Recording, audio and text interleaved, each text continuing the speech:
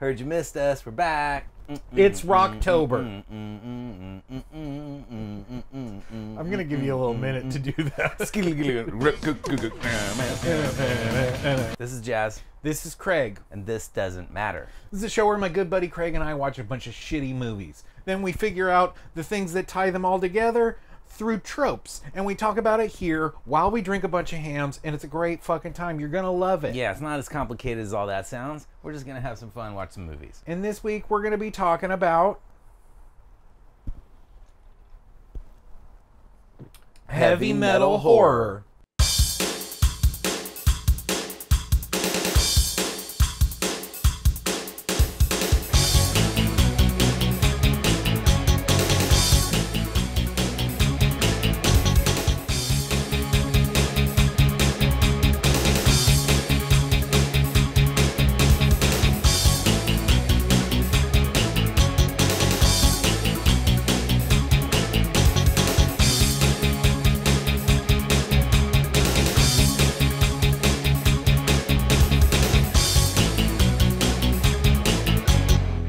Let's start our metal cycles. Yeah, metal guys ride cycles. That makes sense. Let's start up the Harleys that Vince Neil and Tommy Lee are riding in Girls, Girls, Girls. That's the hi-hats. Yeah, I got it. Craig, I want you to cast your mind back. Oh, we're doing this again. Sure. Mm-hmm. I want you to cast your mind back to the early 80s. Ah, yeah, I kind of remember them. You're a parent. Yeah. You've got a kid. Yeah.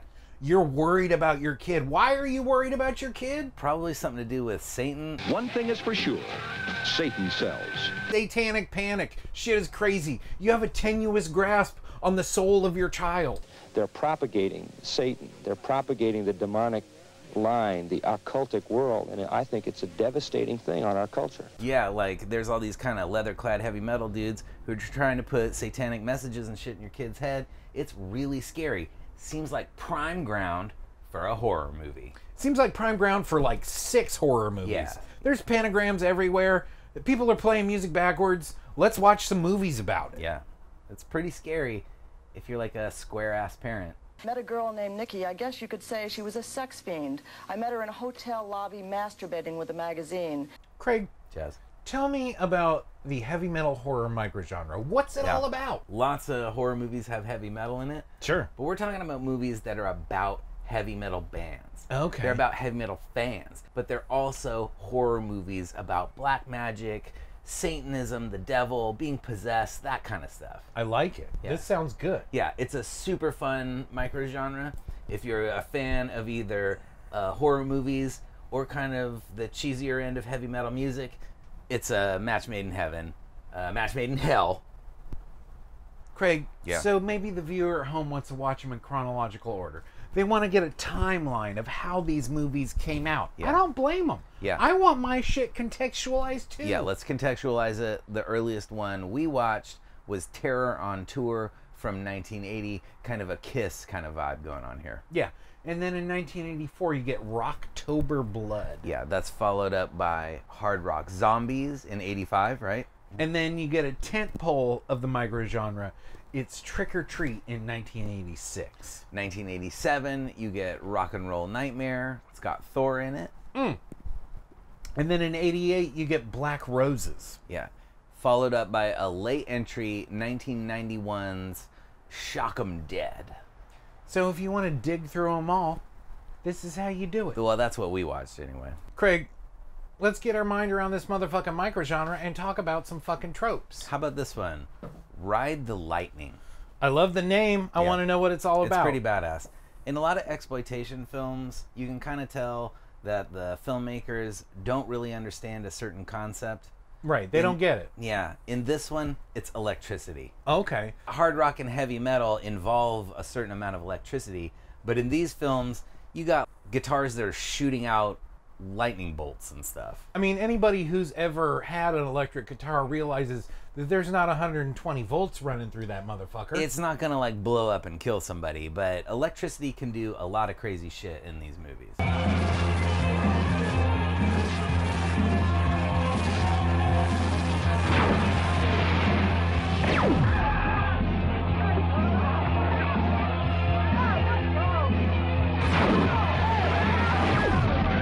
And that's why you shouldn't fuck with electric guitars It's dangerous. or heavy metal. For your own safety.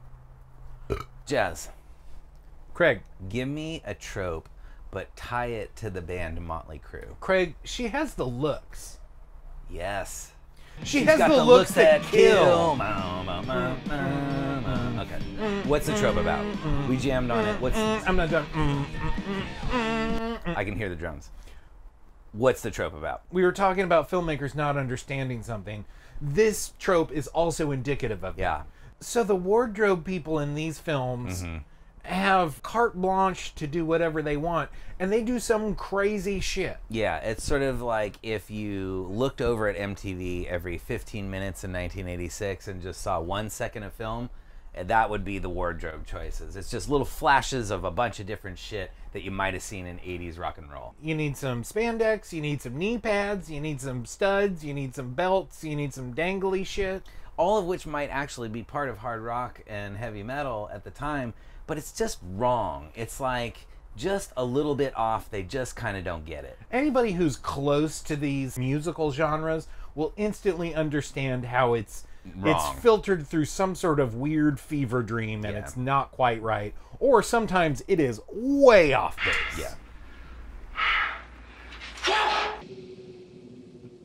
Hey, Didi! We're almost ready! Okay, boys, showtime. Help me! Help me! Craig, we're just getting started. Yeah. We need more tropes. Yeah, I got one. It's Fear of the Dark. Okay, I like it. These are movies about youth rebellion. This Oh. is heavy metal. This is hard rock.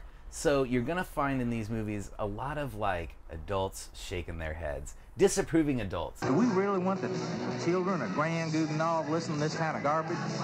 Nope. Nope. They don't like it. There's a preacher who says heavy metal's bad. Those rockers really have a strange sense of humor, don't they? I don't even think it's a sense of humour. I think they're just out and out sick people. I mean, and they're trying to make everyone else around them who listens to their music as sick as they are. There's somebody at the school board is like, this is evil hard rock heavy metal. We gotta shut this down. There's an addiction that is reaching an epidemic proportion in our schools. I am referring to rock music. Dad doesn't want you going to that concert. Bad kids, bad music. Bad news, Neil. It turns out, maybe Mom and Dad were right. What if they were right all along? What if metal is dangerous? What if Satan is in the recording? Craig, Jess. you know what band I love? Yeah. Anthrax. I knew you were gonna say that. Could you give me a trope that's Anthrax based? Yes, I can actually. Please do. It's called Spreading the Disease. Hold on, I'm listening to it. Now tell me about it. Okay, so this is actually probably my favorite trope of the whole fucking microgenre. Yeah. It's all about that there's secret messages in heavy metal music, right? It's satanic panic time. Get the gun. Get the gun. Shoot, shoot, shoot, shoot. Everybody's worried about playing records backwards. Let the big fish hook themselves. You're the bait. The bait is you. There's real deal lawsuits happening. Yeah, Judas Priest is in court over Rob this. Halford has to put on his suit and tie and go in and go like, no, I didn't do that. Are there subliminal duets on the Better By You, Better Than Me song? Absolutely not. Because of the spreading the disease idea that heavy metal is spreading this disease of Satanism, and one of the ways they're doing it is through like messages in the music. What's the matter with you tonight? I'm playing my music back. I wanted to make sure the message was coming through. Are you still smoking that stuff? No, I'm not. Craig, Jazz. let's have another trope. Okay, how about this? Come on, feel the noise. Oh, girls rock your boys. Yeah, so this trope is one of those things where filmmakers can be very, very literal. Uh-huh.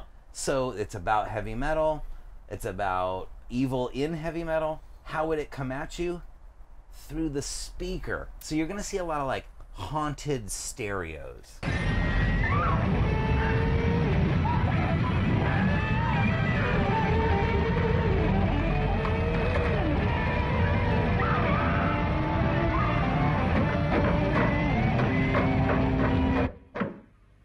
The speaker's dangerous. The radio's dangerous. The turntable's dangerous. Yeah, you're gonna find some kind of pulsing Cronenbergian butthole to hell. Yeah. What the fuck? It's coming for you. You better brace yourself, because your kids are gonna get eaten. It's all buttholes to hell. Yeah. It's my favorite Pantera album. With the buttholes from hell. Craig, so the great thing about these movies is that they're about bands. Yeah, I feel like maybe we should talk about the bands. Let's talk about the bands. Let's review the bands. I want you to give me your feelings on the Black Roses. Yeah, I like it. At first, seems a little cheesy and lame. Watch it a couple times, Black Roses grow on you. What about the Clowns? The Clowns, weirdly, might be one of the best bands in the microgenre. They're a little more old school 70s, but it's kind of wild mix of like MC5 rock and maybe even power pop, a little bit hard rock. It's kind of a wild band. The songs are kind of good, I think. And then you got a real hero in a man named Sammy Kerr.